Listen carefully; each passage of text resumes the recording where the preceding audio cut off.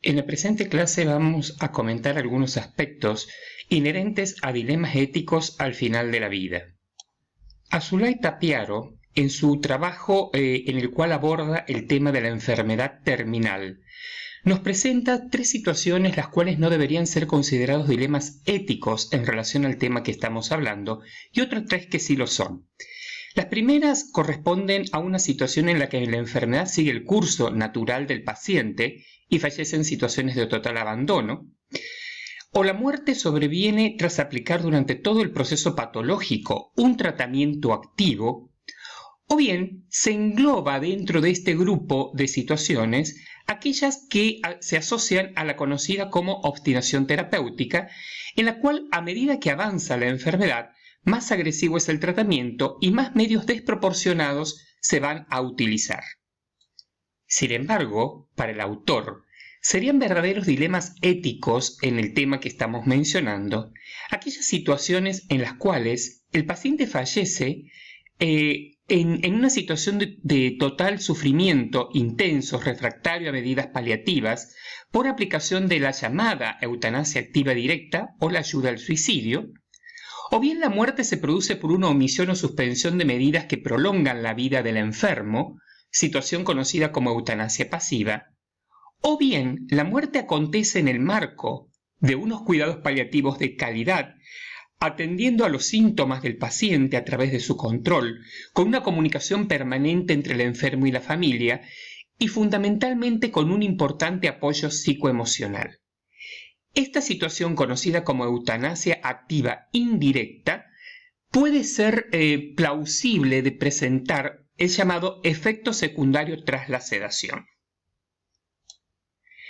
Muchas veces se ha abordado el tema de la llamada muerte digna con cierta dificultad en cuanto a la terminología utilizada.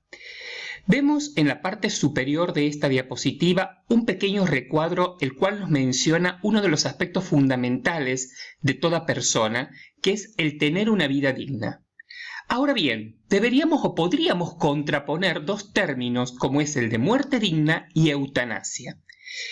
Para algunos autores, muerte digna es aquella que se produce con todos los alivios médicos adecuados a los consuelos humanos posibles y es denominada ortotanasia, lo cual no sería equivalente a la eutanasia porque en realidad no se produce la muerte bajo petición y demanda.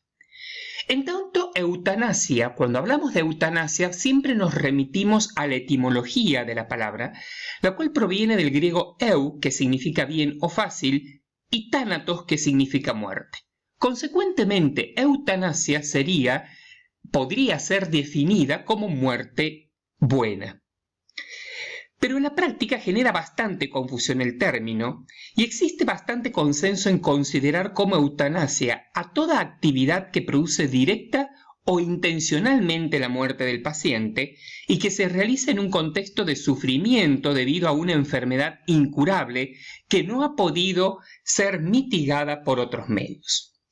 En este concepto de eutanasia es donde aparecen diferentes situaciones que vamos a pasar a describir en la brevedad. Tal como nos lo presenta Simón Lorda en el artículo titulado Ética y muerte digna, propuesta de consenso sobre uso de las palabras, podríamos tener en consideración la llamada limitación del esfuerzo terapéutico, el cual va a permitir la muerte pero en ningún momento la va a producir. En este aspecto, cuando hablamos de limitación del esfuerzo terapéutico, es importante tener el concepto de que la obligación médica y ética del médico es no abandonar al paciente durante el proceso de muerte. Cuando se habla de limitación del esfuerzo terapéutico, implica retirar o no iniciar medidas terapéuticas. En una situación concreta del paciente, las medidas pueden ser útiles o fútiles, lo cual va a estar prolongando en realidad la vida biológica sin una recuperación funcional con calidad de vida mínima. En esto es importante tener en cuenta el juicio clínico sobre la futilidad de una medida terapéutica versus lo que se conoce con el nombre de ensayamiento terapéutico o distanasia.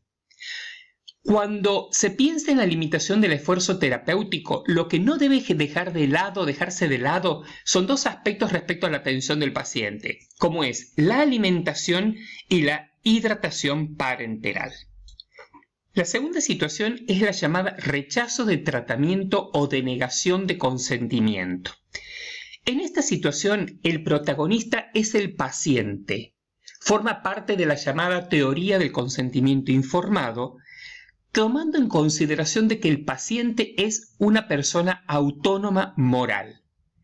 Esta situación del rechazo de tratamiento o de negación de consentimiento tiene sus ciertas limitaciones cuando existe peligro para la salud pública o una emergencia vital. En este contexto de rechazo de tratamiento de negación al consentimiento es donde se enmarca la declaración de voluntad anticipada, que es una obligación ética y jurídica vinculante de los profesionales. Este tema ha sido puesto en evidencia a través de una ley de la provincia de Córdoba, que es la ley 10.058, la que vamos a tratar en breves momentos. El tercer punto es la llamada sedación paliativa. En la sedación paliativa tenemos que tener en cuenta la administración de fármacos, implica la administración de fármacos a un paciente en dosis y combinación requerida, lo que va a llevar a reducir la conciencia para aliviar síntomas que le causan sufrimiento. El consentimiento informado y expreso del paciente y sus familiares o representante legal pasa a ser un elemento fundamental en esta conocida como sedación paliativa. Se debe tener en cuenta que hay que actuar correctamente desde el punto de vista científico-técnico y contar con el consentimiento informado del paciente. La práctica clínica que realiza adecuadamente es realizada, la práctica clínica que es realizada adecuadamente es como cualquier otra actuación médica, eso es importante tenerlo en cuenta. Lo que sí es importante considerar es que la sedación paliativa puede contribuir a acortar el tiempo de vida del paciente. Este es el conocido como principio del doble efecto. Y finalmente, el otro punto que hay que tener en cuenta en esta situación de la ética al final de la vida, o la bioética al final de la vida, es lo que se conoce con el nombre de suspender o no iniciar tratamiento. Este suspender o no iniciar tratamiento es la base de lo que se conoce en la clínica médica como muerte encefálica y es la base del trasplante de órganos. Otra situación es considerar el grado de indicación de reanimación terapéutica, su caracterización como terapia fútil y la petición de orden de no reanimar de un paciente capaz o bien a través de la llamada voluntad anticipada. A lo largo de esta clase, en repetidas oportunidades, he mencionado lo que se llama voluntad anticipada, pero la misma también hay que tener en cuenta que puede ser denominado como directiva previa o testamento vital. ¿Cuál es la definición de esta llamada voluntad anticipada? Es la expresión anticipada de la voluntad de una persona, primer punto. Implica que los tratamientos médicos que desea recibir o no recibir, fundamentalmente lo no recibir, y ante la eventualidad de padecer alguna enfermedad irreversible o terminal que lo lleve a un estado que le impida expresarse por sí misma a esta persona, es cuando se hace efectiva la existencia de esta llamada voluntad anticipada o testamento vital.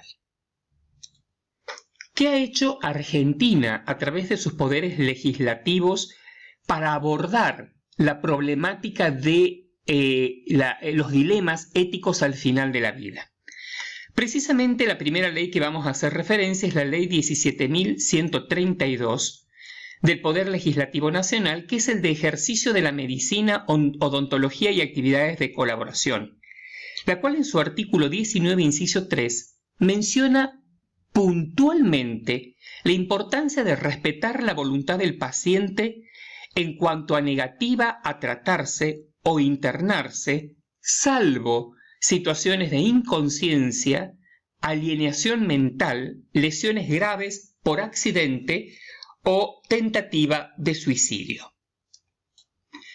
La otra ley es la 26.742 del Poder Legislativo Nacional, que es la Ley sobre Derechos del Paciente, Historia Clínica y Consentimiento Informado, muchas veces denominada Ley de Muerte Digna. Esta ley, en su artículo 6, lo que hace es modificar el artículo 11 de una ley previa, la 26.529, y el artículo 11 de la presente ley, la 26.742, es la que nos trae a colación y define con exactitud lo que se conocen con el nombre de directivas anticipadas, concepto que ya fue vertido en unas diapositivas anteriores. Finalmente, la ley 10.058, la cual ya fuera mencionada previamente, del Poder Legislativo de la provincia de Córdoba, es la conocida como Ley de la Declaración de Voluntad Anticipada o Muerte Digna. Claramente, como toda ley, presenta una serie de artículos, pero vamos a ir resumiendo esta situación diciendo que esta ley lo que no va a permitir son conductas que tengan como consecuencia la eutanasia. Sin embargo, en su artículo 6 menciona expresamente que toda persona mayor de edad y en pleno goce de sus facultades mentales tiene el derecho personalísimo de expresar la llamada declaración de voluntad anticipada. Consecuentemente, el declarante ordena al médico o institución de servicios de salud que se debe abstener a generar un encarnizamiento terapéutico que solo sirva para prolongar artificialmente su agonía. Ahora bien, es importante considerar que toda persona que haya suscrito una declaración de voluntad anticipada debe informar al equipo médico acerca de la existencia de la misma para que éste deje constancia en su historia clínica, copia de dicha declaración. Si analizamos el artículo 16, vamos a ver que en el mismo se especifican los puntos fundamentales a la hora de elaborar una declaración de voluntad anticipada. El artículo 23 menciona un punto bastante particular que hay que ser tenido en cuenta, en donde se menciona que la declarante, si es una mujer embarazada y que padeciera una enfermedad terminal, en esa situación la declaración de voluntad anticipada quedará suspendida hasta finalizado el periodo de gestación.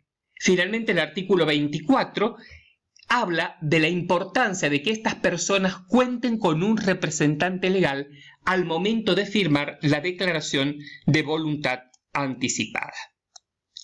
Hasta el momento hemos presentado dilemas éticos del final de la vida, hemos hablado de muerte digna versus eutanasia, hemos clasificado algunos aspectos que tienen que ver con la eutanasia, hemos visto cómo la legislación argentina da cabida a la llamada muerte digna.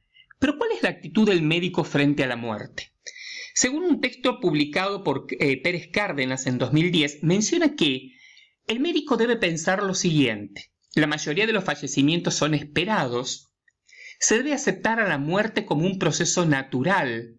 Consecuentemente, lo ideal, aunque no siempre posible, es que se dé en un ambiente natural y humano para enfermo y familia. Una vez producido el deceso del paciente, es importante que el médico aprenda a comunicar el fallecimiento, el cual debe ser de manera breve y precisa, porque las preguntas que pueden surgir son: ¿sufrió? ¿Fue esta muerte inevitable? ¿Sabía de la presencia de su familia? Otro aspecto que el médico debe conocer muy bien son los aspectos concernientes al conocimiento de todo lo administrativo tras la muerte de un paciente. Y finalmente, no olvidar que esto no termina en el momento de entregar un certificado de defunción, sino puede surgir y va a surgir en los deudos el periodo de pérdida, el periodo de duelo, que muchas veces el médico deberá de alguna manera consolar y asistir a los familiares de su paciente. Finalmente, si prestamos atención en la primera diapositiva, donde aparecía el título, en el ángulo inferior izquierdo había una figura. Esta figura, que la retomo en este momento, se asocia a Quirón. Sería interesante que lean la leyenda de Quirón, quien decide perder su inmortalidad en pos de dejar de sufrir por una herida profunda que tenía en su miembro tras una lucha con otros centauros. Consecuentemente, el sufrimiento humano es una de las peores situaciones por las cuales puede pasar una persona y a la cual debemos saber abordar de la manera más adecuada. Muchas gracias.